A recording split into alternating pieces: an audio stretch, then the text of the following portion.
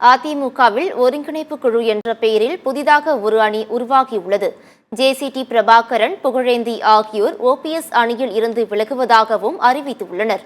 சென்னையில் இன்று KC. Palaniswami, JCD Prabhakaran மற்றும் புகழேந்தி ஆகியோர் இணைந்து கூட்டாக செய்தியாளர்களுக்கு பேட்டியளித்தனர். அப்போது பிரிந்திருக்கும் அதிமுக அணிகளை இணைப்பதற்காக ஒருங்கிணைப்பு குழு என்ற புதிய அணியை உருவாக்கி இருப்பதாக அறிவித்தனர். நாடாளுமன்ற தேர்தலில் அதிமுக படுதோல்வி அடைந்ததற்கு அணிகள் பிரிந்திருப்பதே காரணம் என்று அவர்கள் தெரிவித்தனர். மேலும் ஓபிஎஸ் அணியில் இருந்து விலகுவதாகவும் புகழேந்தியும் ஜேசிடி பிரபாகரனும் அறிவித்தனர். 2026ஆம் ஆண்டு ஒருங்கிணைந்த அதிமுகவுடன் தேர்தலை சந்திக்க முயற்சிகளை எடுக்க இருப்பதாக 3 பேரும் உறுதியளித்தனர்.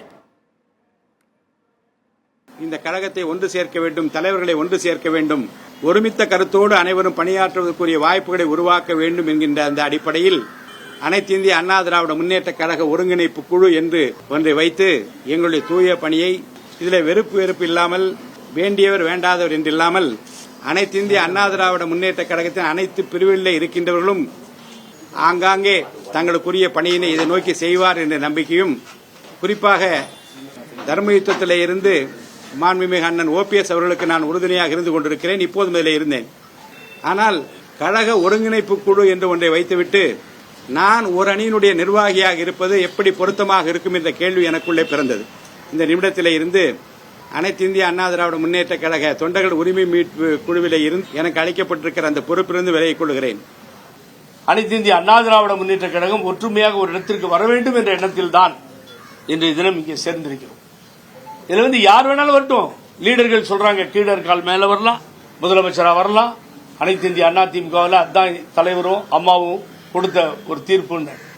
ஆனா ஒற்றுமை வேண்டும். தோல்விகள் போதும், தோல்விகள் போதும். தொடர் தோல்விகள் தொடர்ந்தாகிவிட்டது.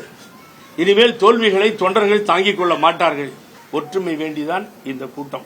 எங்களுக்குள்ள எந்த பிரச்சனையும் இல்லை. ஒன்னு தெளிவுபடுத்துற அண்ணன் பன்னீர்செல்வத்துக்கும் ஓபிஎஸ்க்கும் ஒருங்கிணைப்பு எங்களுக்கும் பிரச்சனை எதுவுமே இல்லை.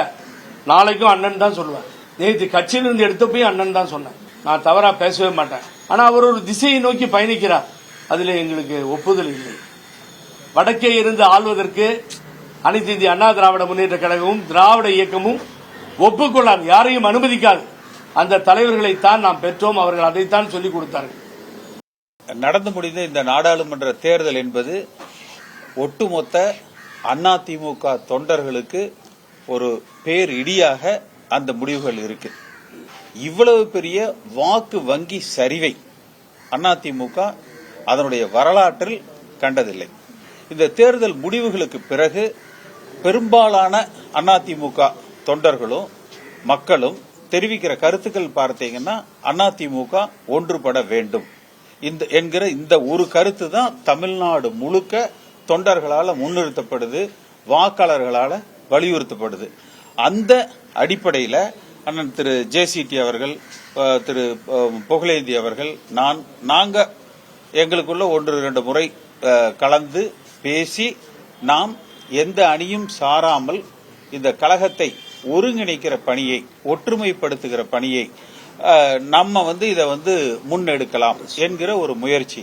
கடந்த காலத்தில் எது நிகழ்ந்திருந்தாலும் பரவாயில்லை, ஒன்றுபட்ட அதிமுக உருவாக்கப்பட வேண்டும்.